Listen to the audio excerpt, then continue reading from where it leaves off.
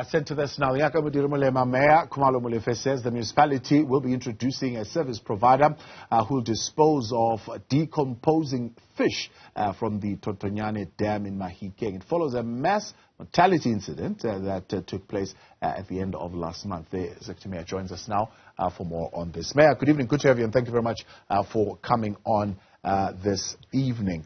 So let's talk about where we are as far as finding out what contaminated the dam. The preliminary investigation indicated a burst sewer pipe that could have flown into the area. But, of course, the investigation was still continuing that there could be other causes that could have caused this. No, thank you very much for having us, and good evening to your viewers. Indeed, the primary source of contamination is our mainline sewer pipe, which transports to our wastewater treatment plant. So that is the primary contaminator. But we do concede that there are several other contaminators that we have detected. We are aware that the hospital somehow is also discharging into the stream that is feeding into the dams that we have. But yes, we concede as a municipality and as a water service authority that the primary contaminator in this case is ourselves because of our best pipe which is discharging into the dam. So let's then talk about if you've established responsibility and potential accountability here. Was there negligent practices that could have been avoided? Look, reality is that we are confronted with aging infrastructure. It's catching up with us. The main sewer line pipe that I'm talking about is about 56 years old. It's an asbestos pipe. So it has it's accidental, but it has reached its lifespan. We are fixing it, but the reality tells us that in the medium and long term, we must replace that pipe. It will cost us 60 million that we do not have. But yes, we take full responsibility. It's an accident. We should have seen it coming, yes. And as far as then devices and measures that you're putting in place to prevent that from happening again? We are fixing the pipe. We have appointed the contractor. He's on site, but we have engaged COGSTA, which is Cooperative Governance and Human Settlement Department in the province. We're working together there with the Department of Water and Sanitation to look at long term, and that is the replacement of the pipe, and that is what I'm talking about to say that it will take us in the region of 60 million. But other than that, we are now working on the dam to remove the dead fish. So there's a contractor on site that has been appointed. What was the process? Talk to us. How did you determine the skills that would be required? And how did you then come to the conclusion that you do not have that capacity within the municipality that you needed to get a contractor onto this one? Look, the contractor was appointed by the local municipality. You would know that as a district municipality and a water service authority, we do have service level agreements with local municipality. In this case, we have 5 local municipalities. Under us, we have service level agreements with them, so they were totally entitled to work on the pipe, and they have appointed that contractor. So they have followed their own established supply chain protocols. Yeah. So you're saying you're not involved at all in that particular process as a district municipality? We are one government. There may be separation of powers and functions, but we are one government. We are cooperatively working, although it's a local municipality that appointed, but we are working together on that problem. Yeah. No, I'm asking because you know the story of January, right? That you were accused of meddling in contracts and trying to extort money from contractors and so on and so forth. So when I get clarity, are you involved in this at all? Is there a stench that is going to follow when this is over, to say, well, the mayor was sending messages demanding money from this one and demanding money from that one? That allegations remains an allegations, and the accusers are not coming forward, but that's a matter for a different tribunal. On this one, the district is not involved with regard to the appointment of a contractor in question. It is the local municipality that is dealing with it. Right. So, just by the way, you're saying it still has not been resolved, that it was in January already. And it does seem it went to the police, there were affidavits and so forth and so on. You have not taken any legal steps on that matter to clear your name? Look, I knew what it was. It was manufacturing and fabrication by people around me, and he who alleges must prove. And I thought that those who were alleging would go to the police. I mean, we want at all costs to avoid courts of public opinion, and he who alleges must always prove. So I thought the people who were alleging would decently and quietly go to the police and allow the police and other law enforcement agencies to do their work. To this stage, none of them have done that. Yeah. All right, let's get back then to what we are talking about. We are told that you are at phase 1 at this particular point, which is the removal, the transportation, and the disposal of the dead fish. What are the waste requirements, and how are you handling that particular aspect of things? No, thank you very much. This task requires a specialized and licensed or accredited provider. We have appointed a licensed and accredited provider. Yesterday we went to introduce the contractor. So we are at phase 1. Phase 1 is that we have recruited neighboring community members with the help of the contractor, and they are going to be trained on doing the work of removing the fish according to the dead fish according to prescribed standards and procedures. That work was expected to start earnestly today. That is the first phase, removal of and disposal of the dead fish. The second phase will also earnestly be starting, and that is what is referred to as bioremediation. That is the healing and recovery process, the healing and cleaning and recovery process of the water to clear out pollutants and other related unnecessary bacteria.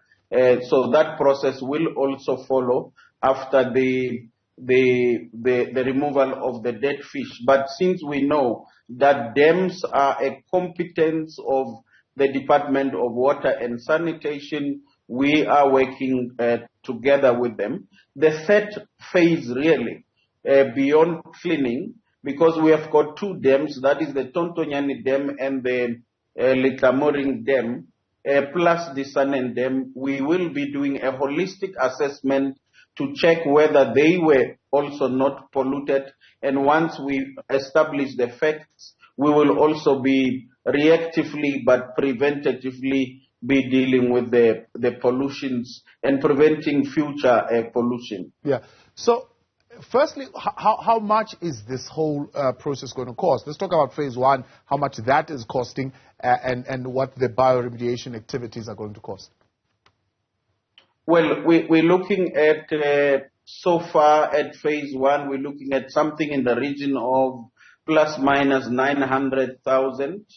We are advised that phase 2, which includes bioremediation, will take in the region of 2 million, 2.1 million, we are advised. So that is where we are at this moment, unless the scope of the work is revised and amended. But so far, those are the figures that management advises us on.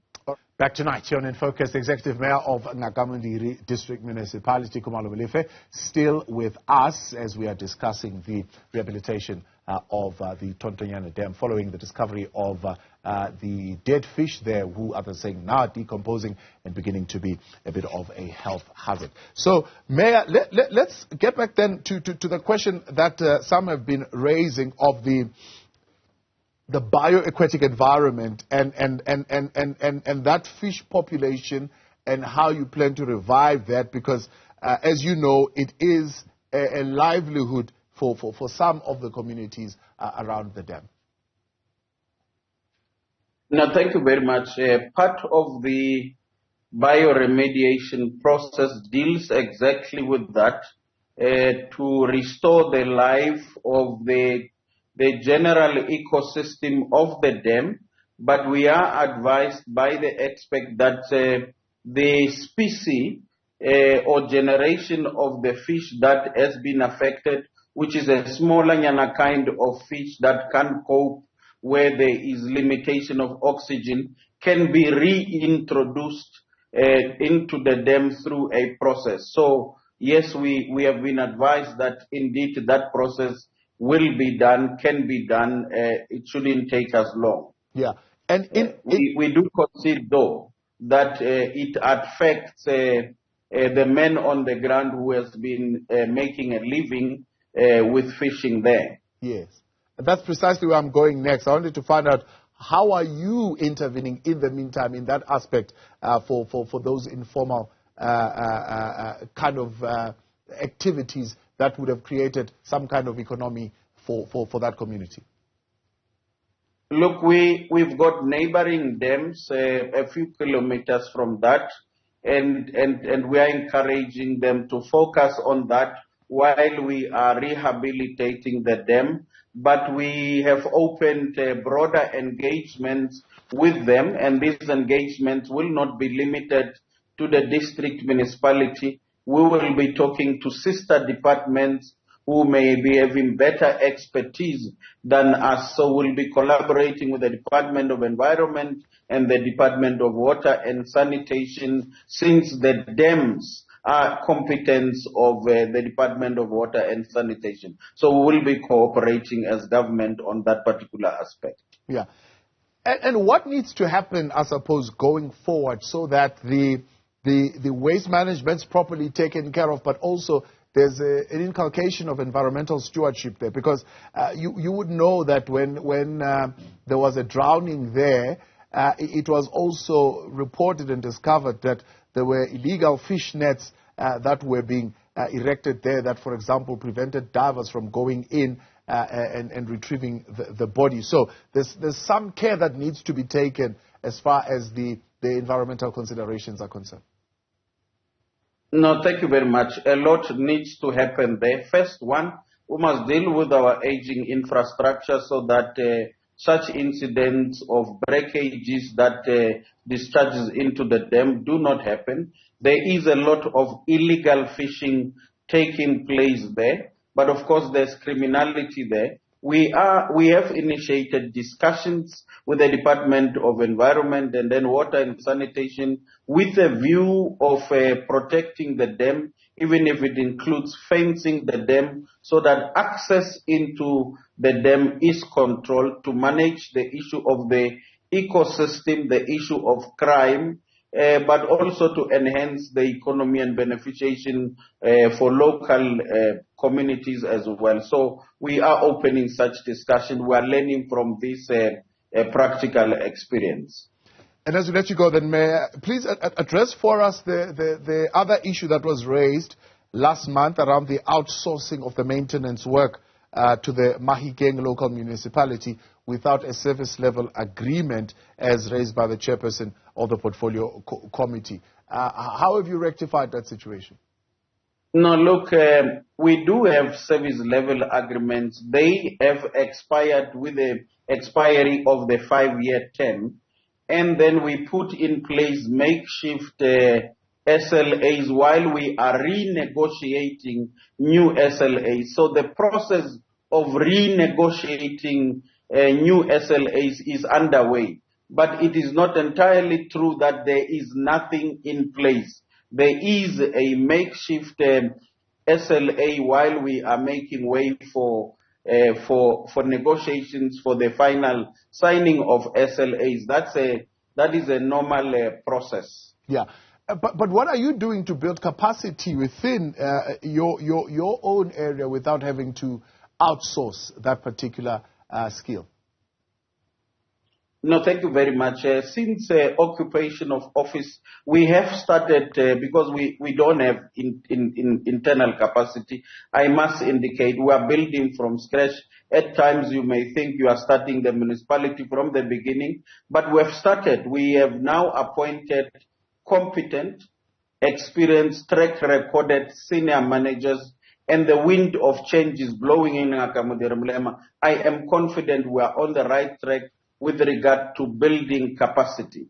In the past, we relied, and that's the system we have inherited, in panels of consultants and panels of contractors, and that in a way impacted negatively on our will and commitment towards building internal capacity. So we have employed a deliberate system of gradually phasing away reliance on consultants and contractors by employing competent and qualified officials.